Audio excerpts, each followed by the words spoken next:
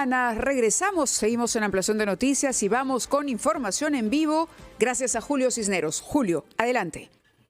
Buenos días, Mávila. Don Fernando, en directo para informar a esta hora que el Poder Judicial declaró improcedente el pedido del legislador Jorge Luis Flores para que se deje sin efecto la denuncia constitucional que presentó la Fiscalía de la Nación en su contra ante el Congreso de la República por un presunto recorte de sueldo a trabajadores de su despacho congresal.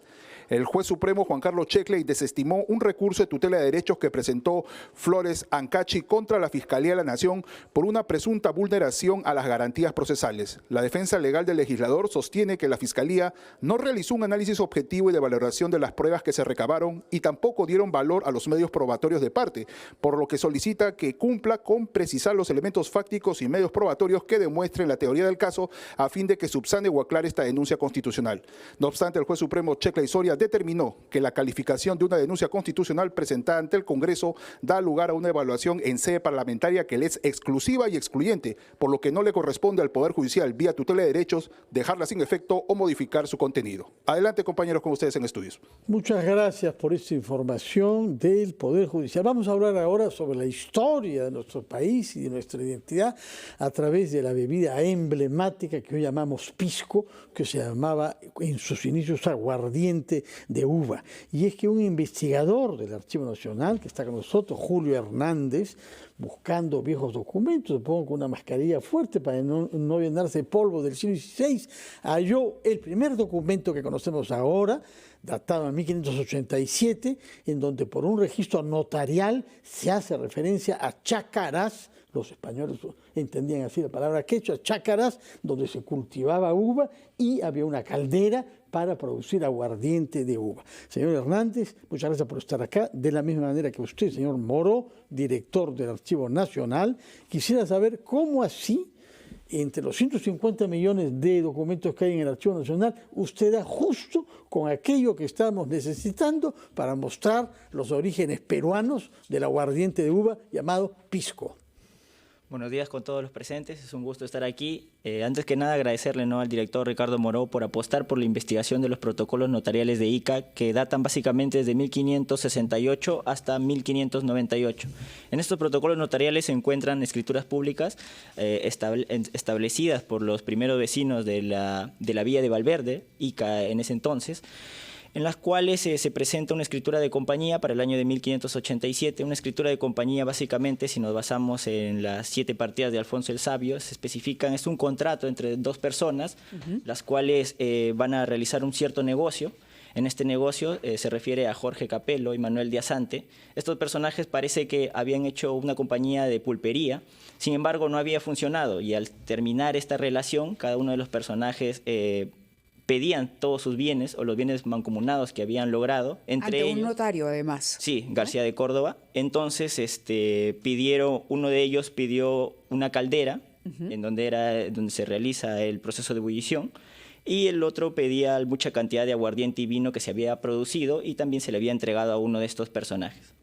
Claro, dice, en la escritura se hace mención a una caldera, la cual fue la herramienta utilizada para la destilación, operación que consistía en la ebullición del vino, proceso que antiguamente se hizo con agua, aguapié, y con una mayor disminución de alcohol en la caldera, aguardiente. Exacto. Ese precisamente que menciona el proceso de destilado del aguapié es encontrado en otra escritura pública de 1583. De acuerdo. Ahora bien, ¿dónde quedaban estas chácaras o chacras? Generalmente estaban en lugares aledaños a la Villa de Valverde. O sea, lo que hoy es la ciudad de Ica. Exacto. Y este transporte de mercancías, o bueno, de los productos, de los licores, se llegaban desde la Villa de Valverde hasta el puerto más referencial de la época, que viene a ser el puerto de Magdalena de Pisco. De acuerdo. Estos viajes se realizaban a través de recuas, generalmente, o también de caballos. ¿Y de ahí partían hacia dónde vía marítima? Precisamente, si continuando con la investigación, encontramos otra documentación de 1589 que hace referencia a otra compañía que había sido establecida 3 años antes, aproximadamente en 1586, en donde exponen que llevaban botijas y botijuelas de aguardiente al puerto de Arica. Arica, hacia el sur, en ese momento era territorio peruano, en fin, no existía Chile, era el virreinato, ¿no? De acuerdo, pero no a Lima, solamente hacia el sur. No, indudablemente sí se hacían transportes de licores, sobre todo, más que todo. Hay que entender que en esa época la bebida o licor principal era el vino.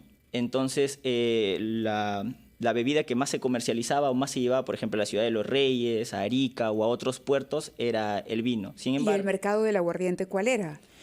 era más que todo para el sector un poco más popular, se podría decir. Recordemos que más o menos en esa época, en el contexto de la época, los españoles básicamente preferían, ¿no?, el vino. consumo del vino. Claro, y quedaba de lado el aguardiente. A ver, tenemos creo que fotografías, una lástima que a través de la radio no podamos apreciarlas, pero sí podemos ver, ahí están las escrituras notariales además, ¿no? Esto es notarial, vemos la fotografía de nuestros invitados muy sonrientes, pero la investigación continúa. ¿Y cuál es el proceso que sigue? ¿El documento en qué condiciones se encuentra? Bueno, si me permiten, gracias por invitarnos. No. En realidad lo que estamos haciendo es investigar y una vez que sacamos la información importante, las pasamos a restaurar. Porque esos documentos hay que decir que llegaron al Archivo General de la Nación en los años 70, ¿no? Entonces, Desde ICA. desde ICA, ¿no? Entonces, en esos casi 400 años no estaban en las mejores condiciones. Actualmente los tenemos en custodia, están siendo restaurados. Estamos viendo imágenes. Conforme van siendo, digamos, descritos, y esto es parte del trabajo no solamente de investigación, sino también de conservación, de restauración y de divulgación, ¿no? Que es, digamos, todo el círculo que tiene que ver con no solamente con el tema del pisco, sino con muchos temas que tenemos en nuestros fondos documentales. Me imagino. Ahora, ¿se puede digitalizar este material? Están justamente... Para evitar, digamos, que pase el tiempo y que podamos perder tan valiosa documentación. Sí, claro. Antes de ser digitalizados, tienen que ser restaurados, ¿no? Que es un proceso fundamental y obviamente, y debo decir que esos documentos fueron escritos con tinta de hierro, se llama tinta ferrogálica, que lamentablemente con el tiempo se va oxidando. Entonces, eso que ven en las imágenes, eso marrón, es el óxido de la tinta de hierro, que lamentablemente con el tiempo se va a ir perdiendo. Se pierde, claro, y se desdibuja la letra. Se quema, el papel se quema Ah, mira tú. y se generan unos huecos que no se Santa recuperan. Rosa de Lima había nacido un año antes, en 1586. Supongo que no tiene nada que ver, no es un milagro de Santa Rosa de Lima. ¿Ah? No, usted es un científico, es un archivista, es una persona que está metida con los papeles. Y yo quería preguntar también por la sensación al momento, cuando te topas con este papel, con este documento, porque ¿cuál es? A ver, si para uno, como mero observador de lo que ustedes nos están relatando, emociona, me imagino que en ese momento, ¿qué pasó por tu cabeza? ¿Cómo reconoces, wow, tengo algo acá que tiene un valor incalculable? Sí, bueno, indudablemente lo leí como más de 10 veces para recontraverificar y corroborar, ¿no?, la palabra. Luego empecé a investigar a los personajes que sentaron el documento y todo lo demás. Y bueno, generalmente una felicidad tremenda, ¿no?, sobre todo para el beneficio de nuestra historia, que es lo más importante. ¿De qué manera puede contribuir este hallazgo a la polémica internacional que hay ante los organismos que atribuyen el control territorial de un cierto producto alcohólico, la polémica que tenemos con Chile respecto del pisco? Sí, realmente esto es un elemento, es una fuente documental primaria que obviamente ponemos a disposición de los sectores del gobierno del Perú para que de manera conjunta trabajemos y articulemos justamente esa propuesta. Yo creo que es fundamental que nosotros sigamos en nuestro trabajo de seguir descubriendo joyas documentales para ponerlos a disposición y justamente los órganos y organismos que tienen a cargo esta importante tarea, darles los elementos que requieren justamente para defender este elemento de la peronidad. Permítame una cosa muy chiquita, decir que Julio Hernández es un historiador de Trujillo, de la Universidad Nacional de Trujillo, a quien conocí cuando fui a declarar Patrimonio Cultural de la Nación el acta de independencia de Trujillo este año, y a quien invité este año para que traje con nosotros, aceptó de muy buena gana y bueno, es un poco la tarea que tenemos pendiente nosotros desde el Ministerio de Cultura y el Archivo General de la Nación, de dar espacio a nuevos valores, digamos, de la investigación para que puedan indagar. Por eso, pero puesto que habla sobre tareas pendientes, quisiera saber en qué va a quedar la triste historia de la mudanza forzada del Archivo General. Bueno, aprovecho para comentar que gracias justamente al trabajo que hemos desplegado, puedo anunciar que estamos al 90% del inventario del archivo histórico, al 100% del inventario del archivo judicial y estamos trabajando de manera conjunta con el Ministerio de Cultura para ver las mejores alternativas que pongan en salvaguarda nuestro O patrimonio. sea que quizá no van a ir junto a una fábrica de lejía. Estamos analizando las mejores propuestas para poner en salvaguarda nuestro patrimonio, ¿no? Eso es lo ¿Y importante. cuándo tendremos una respuesta sobre cuál es Próximamente espero que tengamos ya próximamente? Muy bien. novedades. Nos viene a visitar cuando sepa algo. favor. Ha habido una gran emoción por parte de los historiadores que Sí, claro. trabajan ahí, Sí. de la posibilidad de que todos esos documentos se saquen por